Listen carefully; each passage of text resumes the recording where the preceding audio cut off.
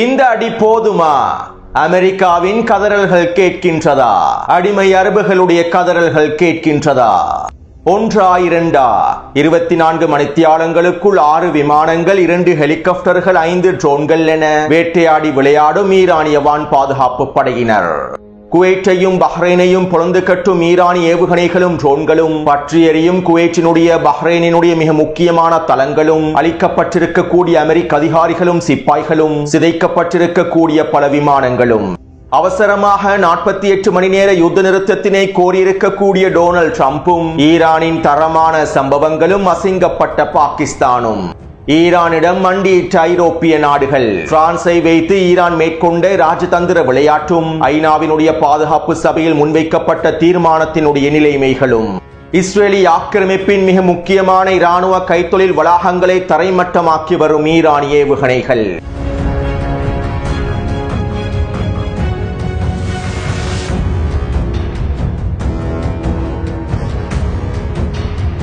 அடிமை அரபு நாடுகள் ஒன்றிணைந்து ஐநாவின் பாதுகாப்பு சபையில் ஈரானுக்கு எதிரான முன்மொழிவு ஒன்றை முன்வைத்திருந்தார்கள். ஹெர்முஸ் ஜலசந்தி பிரதேசத்தினை திறப்பதற்கு இராணுவ நடவடிக்கைகள், இராணுவ அழுத்தங்கள் உட்பட தேவையான அனைத்தையும் மேற்கொள்ள வேண்டும். ஈரானுக்கு எதிராக உச்ச அழுத்தங்கள் வழங்கப்பட்டு, இராணுவ ரீதியிலான அழுத்தங்களும் வழங்கப்பட்டு, ஹெர்முஸ் ஜலசந்தி பிரதேசம் முழுமையாக திறக்கப்பட வேண்டும் என்கின்ற முன்மொழிவுகளையே அடிமை அரபு நாடுகள் பஹ்ரைனின் தலைமையில் ஐநாவினுடைய பாதுகாப்பு சபையில் முன்வைத்திருந்தன.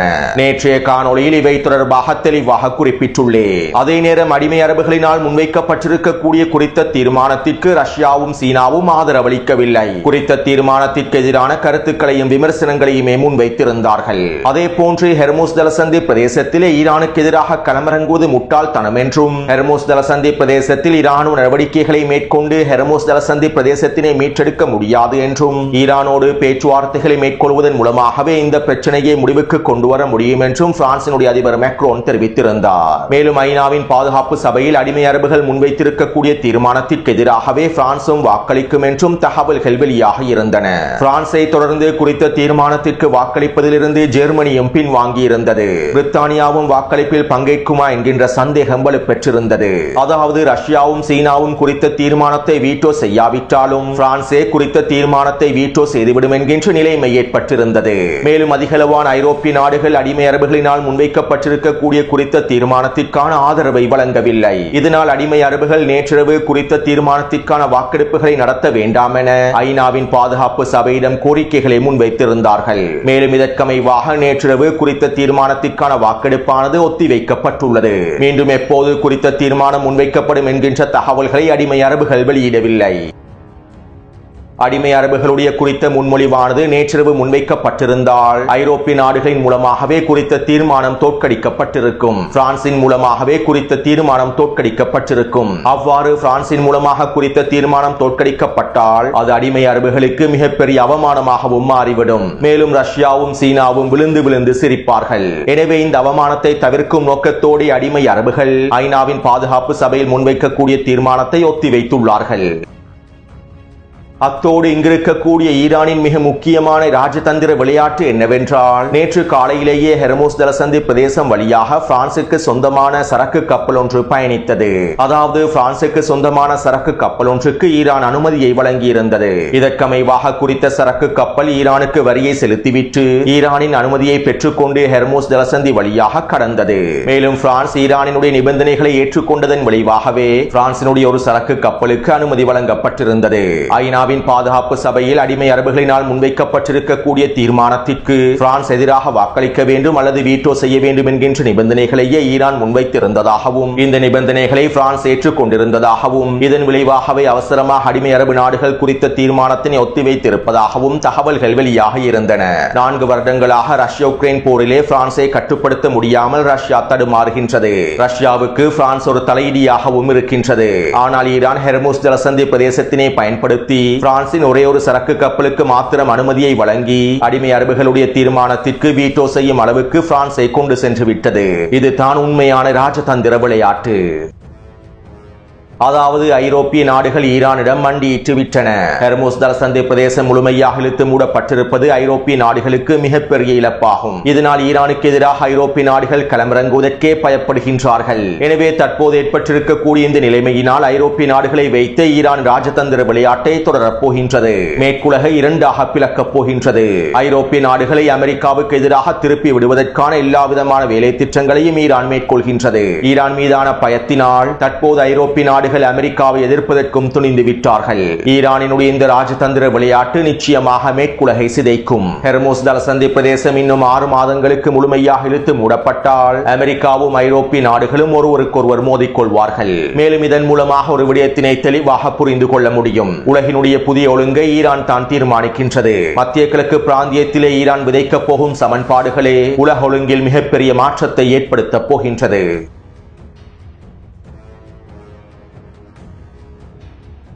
ஈரான் சுட்டு வீழ்த்தியது F-15 போர் விமானமா F-35 போர் விமானமா என பல சந்தேகங்கள் தொடர்ச்சியாக எழுப்பப்பட்டிருந்தன.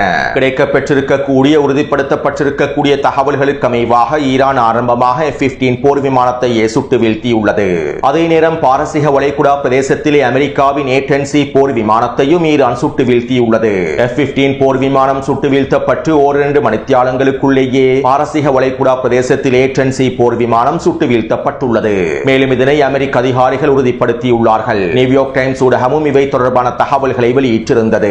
மேலும் F-15 போர் விமானம் சுட்டு வீழ்த்தப்பட்டு குறுகிய நேரத்திற்குள்ளேயே A-10C போர் விமானமும் சுட்டு வீழ்த்தப்பட்டதனால் குறித்த போர் விமானம் தொடர்பான தகவல்கள் முழுமையாக வெளிப்படுத்தப்படவில்லை. அதாவது குறித்த போர் விமானம் சுட்டு வீழ்த்தப்பட்டு பாரசீக வளைகுடா கடல் பிரதேசத்திலேயே வீழ்ந்துள்ளது. அதனுடைய விமானியும் கடல் பிரதேசத்தில் தான் வீழ்ந்துள்ளார். மேலும் இதை தொடர்ந்து 1-2 மணித்தியாலங்களுக்குள் பாரசீக வளைகுடா பிரதேசத்திலே வீழ்ந்த விமானியை அமெரிக்க விமானப்படையினர் மீட்டெடுத்துள்ளார்கள். A-10C போர் விமானத்தில் இருந்த விமானியை மீட்டெடுத்துள்ளார்கள். அதே நேரம் சுட்டு வீழ்த்தப்பட்ட F-15 போர் விமானத்திலிருந்து உயிர் தப்பிய 2 விமானிகளில் ஒருவரை மீட்டெடுத்து விட்டதாக அமெரிக்க ஊடகங்கள் செய்திகளில் குறிப்பிட்டிருந்தன. ஆனால் சில ஆய்வாளர்களுடைய கருத்துப்படி பாரசீக வளைகுடா பிரதேசத்திலே வீழ்ந்த A-10C போர் விமானத்தினுடைய விமானியை தான் மீட்டெடுத்துள்ளார்கள். இவ்வாறு பாரசீக வளைகுடா பிரதேசத்தில் வீழ்ந்த விமானியை மீட்டெடுத்ததனையே அதிகளவான ஊடகங்கள் F-15 போர் விமானத்தினுடைய ஒரு விமானியை மீட்டெடுத்ததாக குறிப்பிட்டிருந்தார்கள். மேலும் இன்னும் சில ஊடகங்கள் F-15 போர் விமானத்தினுடைய ஒரு விமானியை தான் மீட்டெடுத்திருப்பதாக கூறியுள்ளார்கள். அமெரிக்கா இழப்புகளை தொடர்ச்சியாக மறைத்து வருவதனால் பாரசீக வளைகுடா பிரதேசத்திலே வீழ்ந்த A-10C போர் விமானத்தினுடைய விமானியை தான் மீட்டெடுத்திருப்பார்கள். அவமானத்தை குறைப்பதற்காக கௌரவத்தை பாதுகாத்துக் கொள்வதற்காக F-15 போர் விமானத்தினுடைய ஒரு விமானியை மீட்டெடுத்து விட்டதாக அறிவித்திருப்பார்கள். களத்திலே இது தான் நடந்திருக்கும் என பல ஆய்வாளர்களும் சுட்டிக்காட்டியுள்ளார்கள். அத்தோடு A-10C போர் விமானம் சுட்டு வீழ்த்தப்படவில்லை என்றும் குறித்த A-10C போர் விமானம் பாரசீக வளைகுடா பிரதேசத்தில் விபத்துக்குள்ளாகியுள்ளது என்றுமே அமெரிக்க ஊடகங்கள் தெரிவித்திருந்தன. A-10C போர் விமானம் சுட்டு வீழ்த்தப்பட்டதனையும் அவர்கள் ஒப்புக்கொள்வதற்கு தயாராக இல்லை. அத்தோடு F-15 போர் விமானத்தினுடைய 2வது விமானியை இன்னும் கண்டுபிடிக்கவில்லை என தெரிவிக்கப்படுகின்றது. ஆனால் உண்மையில் F-15 போர் விமானத்தினுடைய 2 விமானிகளையும் இவர்கள் இன்னும் கண்டுபிடிக்கவில்லை. மேலும் குறித்த விமானிகளில் ஒருவரை ஈரானிய ராணுவத்தினர் கைது செய்திருப்பதாகவும் உறுதிப்படுத்தப்படாத தகவல்கள் தொடர்ச்சியாக வெளியாகிய வண்ணம் இருக்கின்றன. இருப்பினும் ஈரானிய பசிச் படை பிரிவினரும் ஈரானிய ராணுவத்தினரும் தொடர்ச்சியான தேடுதல் நடவடிக்கைகளையும் மேற்கொண்டு வருகின்றார்கள். இவை தொடர்பான இன்னும் உத்தியோகபூர்வமான தகவல்களை ஈரானிய ராணுவத்தினர் வழங்கவில்லை. அத்தோடு நேற்று மாலையிலிருந்து அமெரிக்க விமானிகளை தேடும் முயற்சிகளை அமெரிக்க விமானப்படையினர் மேற்கொண்டு வருகின்றார்கள். இதன்போது எரிபொருள் நிரப்பு விமானங்களும் போர் விமானங்களும் ஹெலிகாப்டர்களும் களமிறக்கப்பட்டிருந்தன. இந்த சந்தர்ப்பத்திலே ஹெலிகாப்டர்களை இலக்கு வைத்தும் தாக்குதல்கள் மேற்கொள்ளப்பட்டிருந்தது. மேலும் இந்த தாக்குதலினால் ஒரு ஹெலிகாப்டர் வீழ்த்தப்பட்டுள்ளது. இதை உறுதிப்படுத்தக்கூடிய புகைப்படங்கள் வெளியாக இருந்தன. அவற்றை டெலிகிராம் சேனலில் பதிவிட்டுள்ளேன். அதே நேரம் ஹெலிகாப்டர் இலக்கு வைக்கப்பட்டதாகவும் பிறகு குறித்த ஹெலிகாப்டரில் இருக்கக்கூடியவர்கள் பாதுகாப்பாக வெளியேற்றப்பட்டதாகவும் அமெரிக்க ஊடகங்கள் செய்திகளில் குறிப்பிட்டிருந்தன. இதைத் தொடர்ந்து நேற்றிரவு ஈரானின் கடலோர பிரதேசங்களில் தேடுதல் பணிகளை அமெரிக்க ராணுவம் மேற்கொண்டிருந்தது. இந்த சந்தர்ப்பத்திலே இன்னும் ஒரு ஹெலிகாப்டரை இலக்கு வைத்தும் தாக்குதல் மேற்கொள்ளப்பட்டுள்ளது. மேலும் தாக்குதலுக்குள்ளான ஹெலிகாப்டரானது அவசரமாக ஐக்கிய அரபு அமீரகத்தில் தரையிறங்கியதாகவும் தெரிவிக்கப்படுகின்றது. அது மட்டுமல்லாமல் தேடுதல் பணிகளுக்காக களமிறக்கப்பட்டிருந்த 2 KC-135C டேங்கர் எரிபொருள் விமானங்களையும் இலக்கு வைத்தும் தாக்குதல்கள் மேற்கொள்ளப்பட்டுள்ளன. இந்த தாக்குதலை தொடர்ந்து 2 எரிபொருள் நிரப்பு விமானங்களும் இஸ்ரேலிய ஆக்கிரமிப்பில் தரையிறங்கியுள்ளன. அதேபோன்று தேடுதல் நடவடிக்கைகளுக்காக களமிறக்கப்பட்டிருந்த F-16CJ போர் விமானத்தை இலக்கு வைத்தும் தாக்குதல்களை மேற்கொண்டிருந்தார்கள். இந்த தாக்குதலிலே குறித்த விமானம் சேதமடைந்திருப்பது உறுதி செய்யப்பட்டுள்ளது. இருப்பினும் குறித்த சேதத்தோடு போர் விமானம் ஐக்கிய அரபு அமீரகத்தில் தரையிறக்கப்பட்டதாக அமெரிக்க ஊடகங்கள் தெரிவித்துள்ளன. எனவே கடந்த 24 மணித்தியாலங்களுக்குள் ஈரான் அமெரிக்காவின் வான்படைகளுக்கு உண்மையான பயத்தை காண்பித்துள்ளது. F-15 போர் விமானம், A-10C போர் விமானம் சுட்டு வீழ்த்தப்பட்டுள்ளது. F-16CJ போர் விமானம் சேதமடைந்துள்ளது. அதே போன்று 2 எரிபொருள் நிரப்பு விமானங்கள் சேதமடைந்துள்ளன. ஒரு ஹெலிகாப்டர் சுட்டு வீழ்த்தப்பட்டு இன்னும் ஒரு ஹெலிகாப்டர் சேதமடைந்து தரையிறக்கப்பட்டுள்ளது. மொத்தமாக 6 விமானங்களும் 2 ஹெலிகாப்டர்களும் இலக்கு வைக்கப்பட்டுள்ளன.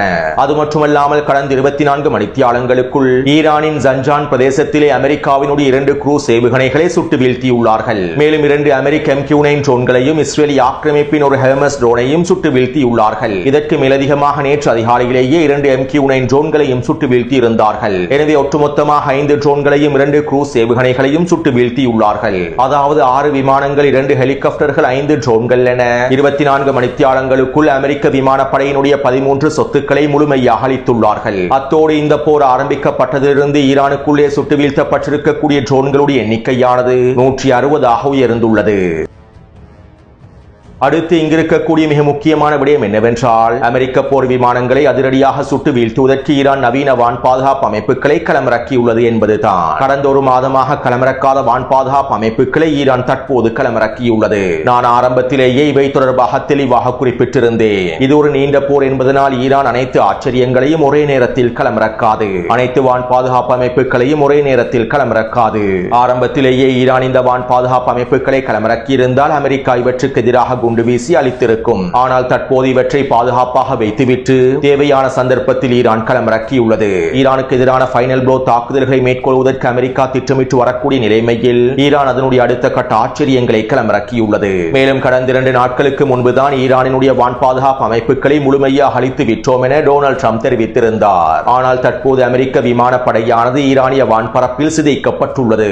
ஒட்டுமொத்த உலகமும் டொனால்ட் ட்ரம்பினுடைய பிரச்சாரங்களும் கருத்துக்களும் போலியானது என்பதனை ஒப்புக்கொண்டுள்ளார்கள். அது மட்டுமல்லாமல் வருகின்ற திங்கட்கிழமை பங்குச் சந்தை தலைகீழாக மாறிவிடும். ஈரானினுடைய வான் பாதுகாப்பு அமைப்புகளை நாங்கள் முழுமையாக அழித்துவிட்டோம், ஈரானினுடைய ஆயுத திறன்களை முழுமையாக அழித்துவிட்டோம் என டொனால்ட் ட்ரம்ப் பல போலி பிரச்சாரங்களை மேற்கொண்டிருந்தார். ஆனால் தற்போது இவை அனைத்தும் போலியானது என்பது உறுதி செய்யப்பட்டு விட்டது. இதனால் இந்த போரானது இன்னும் பல மாதங்களுக்கு நீடிக்கும் என்பது உறுதியாகிவிட்டது. மேலும் ஈரானினால் இன்னும் பல வருடங்களுக்கு தாக்குப்பிடிக்க முடியும் என்பதனையும் உலக நாடுகள் உணர்ந்து கொண்டு விட்டார்கள். இதற்கு பிறகு ஈரானை வீழ்த்த முடியாது என்பதனையும் புரிந்து கொண்டு விட்டார்கள். இதனால் வருகின்ற திங்கட்கிழமையிலிருந்து பங்கு சந்தையானது அதிரடியாக தலைகீழாக மாறப்போகின்றது. தற்போது ஏற்பட்டிருக்கக்கூடிய வீழ்ச்சியை விட அதிகளவான வீழ்ச்சியை வருகின்ற திங்கட்கிழமை பங்கு சந்தை சந்திக்கும் என பல பொருளாதார நிபுணர்களும் கருத்துக்களை வெளியிட்டுள்ளார்கள். அடுத்து இன்று காலை நடைபெற்ற ஊடக சந்திப்பில் அமெரிக்க ஊடகவியலாளர்கள் சுட்டு வீழ்த்தப்பட்ட போர் விமானம் தொடர்பாக டொனால்ட் ட்ரம்பிடம் கேள்விகளை எழுப்பினார்கள். இதற்கு டொனால்ட் ட்ரம்ப் இவ்வாறு பதில் வழங்கினார். நாங்கள் தற்போது யுத்த களத்தில் இருக்கின்றோம், யுத்தத்தில் இவ்வாறு தான் இருக்கும். மேலும் எங்களுடைய போர் விமானம் சுட்டு வீழ்த்தப்பட்டது எங்களுடைய பேச்சுவார்த்தைகளுக்கு எந்தவிதமான தாக்கத்தையும் ஏற்படுத்தாது என குறிப்பிட்டிருந்தார். அதாவது போர் விமானங்கள் சுட்டு வீழ்த்தப்பட்டதற்கு பின்பு டொனால்ட் ட்ரம்பினுடைய நிர்வாகம் பாகிஸ்தானின் மூலமாக அவசரமாக 48 மணி நேர யுத்த நிறுத்தத்தினை ஏற்படுத்தும் கோரிக்கைகளை முன்வைத்துள்ளது. அதாவது நாங்கள் 48 மணி நேரத்திற்கு யுத்த நிறுத்தத்தினை ஏற்படுத்துகின்றோம். மேலும் எங்களுடைய அமெரிக்க தூதர் ஸ்டீவ் விட்கோஃபும் ஜரேட் குஷ்னரும் பாகிஸ்தானுக்கு வருகை தருவார்கள். ஈரானிய வெளியுறவுத்துறை அமைச்சரும் ஈரானிய பிரதிநிதிகளும் பாகிஸ்தானுக்கு வருகை தாருங்கள். நாங்கள் 48 மணி நேரத்திற்கு யுத்தத்தினை நிறுத்திவிட்டு பாகிஸ்தான் மத்தியஸ்தர்களின் தலைமையில் அடுத்த கட்ட பேச்சுவார்த்தைகளை ஆரம்பிப்போம் என டொனால்ட் ட்ரம்பினுடைய நிர்வாகம் பாகிஸ்தானின் மூலமாக ஈரானுக்கு செய்திகளை அனுப்பியுள்ளது. அதே நேரம் டொனால்ட் ட்ரம்பினுடைய இந்த கோரிக்கைகளை ஈரானிய தலைமைகள் முழுமையாக மறுத்துள்ளார்கள். எங்களுக்கு பேச்சுவார்த்தைகளை மேற்கொள்வதற்கு எந்த தேவையும் இல்லை, இந்த பேச்சுவார்த்தைகள் எதற்கும் பயனளிக்கப் போவதில்லை. 2 தடவை பேச்சுவார்த்தைகள் மேற்கொள்ளும் சந்தர்ப்பத்திலேயே எங்களுக்கு எதிரான தாக்குதல்கள் மேற்கொள்ளப்பட்டிருந்தன. இதனால் இந்த பேச்சுவார்த்தைகளையோ 48 மணி நேர யுத்த நிறுத்தத்தையோ நாங்கள் ஏற்றுக்கொள்ளப் போவதில்லை என ஈரானிய தலைமைகள் அதிரடியாக பாகிஸ்தானிய மத்தியஸ்தர்களுக்கு அறிவித்துள்ளார்கள். அத்தோடு இது ஒரு புறம் இருக்க பாகிஸ்தானினுடைய தலைமையில் பேச்சுவார்த்தைகள் மேற்கொள்ளப்படுவதனை ஈரான் விரும்பவில்லை என்கின்ற செய்திகளையும் அமெரிக்க ஊடகங்கள் வெளியிட்டிருந்தன. இதைத் தொடர்ந்து டொனால்ட் ட்ரம்பினுடைய நிர்வாகம் கத்தாரிடம் அவசரமான கோரிக்கைகளை முன்வைத்திருந்ததாகவும் மத்தியஸ்தராக கத்தார் களமிறங்கி பேச்சுவார்த்தைகளை மேற்கொள்ள வேண்டும் என டொனால்ட் ட்ரம்ப் கோரிக்கைகளை முன்வைத்திருந்ததாகவும் தெரிவிக்கப்பட்டது. ஆனால் இந்த பேச்சுவார்த்தைகளில் மத்தியஸ்தம் வகிக்க முடியாது என கத்தாரும் பின்வாங்கியுள்ளது என அமெரிக்க ஊடகங்களே செய்திகளில் குறிப்பிட்டுள்ளன. எனவே தற்போது ஈரானோடு பேச்சுவார்த்தைகளை மேற்கொள்வதற்கு யாரும் இல்லாமல் டொனால்ட் ட்ரம்பும் அவருடைய நிர்வாகமும் சிக்கி தவிக்கின்றார்கள். மேலும் இந்த பேச்சுவார்த்தைகளை முடக்கும் நோக்கத்தோடே பாகிஸ்தானினுடைய தலைமையில் நாங்கள் பேச்சுவார்த்தைகளை மேற்கொள்ள விரும்பவில்லை என ஈரானியர்கள் தெரிவித்திருப்பதாகவும் சில அமெரிக்க ஆய்வாளர்கள் கருத்துக்களை வெளியிட்டுள்ளார்கள். அடுத்து ஈரானிய ஏவுகணைகள் மத்திய கிழக்கு பிராந்தியத்தையும் இஸ்ரேலிய ஆக்கிரமிப்பையும் பொளந்து கட்டி வருகின்றன. இதற்கமைவாக நேற்றிரவு குவைத் எல்லை பிரதேசத்திலே நிலை கொண்டிருக்கக்கூடிய அமெரிக்க அதிகாரிகள் இலக்கு வைத்தும் அமெரிக்காவினுடைய மிக முக்கியமான ரகசிய தளம் ஒன்றை இலக்கு வைத்தும் ஏவுகணை தாக்குதல்கள் மேற்கொள்ளப்பட்டிருந்தன. இந்த தாக்குதலினால் குறித்த பிரதேசத்திலே மிகப்பெரிய வெடிப்பு ஏற்பட்டு தீப்பரவல் ஏற்பட்டிருந்தது. மேலும் இதனால் குறித்த பகுதியில் இருக்கக்கூடிய பல அமெரிக்க அதிகாரிகளும் சிப்பாய்களும் அளிக்கப்பட்டிருப்பதாகவும் தெரிவிக்கப்படுகின்றது. மேலும் இந்த தாக்குதல் தொடர்பான காணொலிகளை டெலிகிராம் சேனலில் பதிவேற்றுள்ளேன். இதைத் தொடர்ந்து குவைத்தில் இருக்கக்கூடிய அமெரிக்க தளங்களை இலக்கு வைத்தும் வீரியமான தாக்குதல்கள் மேற்கொள்ளப்பட்டுள்ளன. இந்த தாக்குதலிலே 4 வெடிப்புகள் பதிவாகியுள்ளன. மேலும் குவைத்திலே பதுங்கியிருக்கக்கூடிய அமெரிக்க அதிகாரிகளுடைய சிப்பாய்களுடைய தளம் ஒன்றை இலக்கு வைத்தும் தாக்குதல் மேற்கொள்ளப்பட்டுள்ளது. அதே போன்று குவைத்தில் இருக்கக்கூடிய மிக முக்கியமான ஹெலிகாப்டர் தளம் ஒன்றை இலக்கு வைத்தும் தாக்குதல் மேற்கொள்ளப்பட்டுள்ளது. இந்த தாக்குதலினால் குறித்த தளத்தில் இருக்கக்கூடிய ஹெலிகாப்டர்கள் விமானங்கள் சிதைவடைந்துள்ளன. இவற்றை உறுதிப்படுத்தக்கூடிய புகைப்படங்களை டெலிகிராம் சேனலில் பதிவிட்டுள்ளேன். அடுத்து பஹ்ரைனுக்கு எதிரான உச்சவீரிய தாக்குதல்கள் மேற்கொள்ளப்பட்டிருந்தன.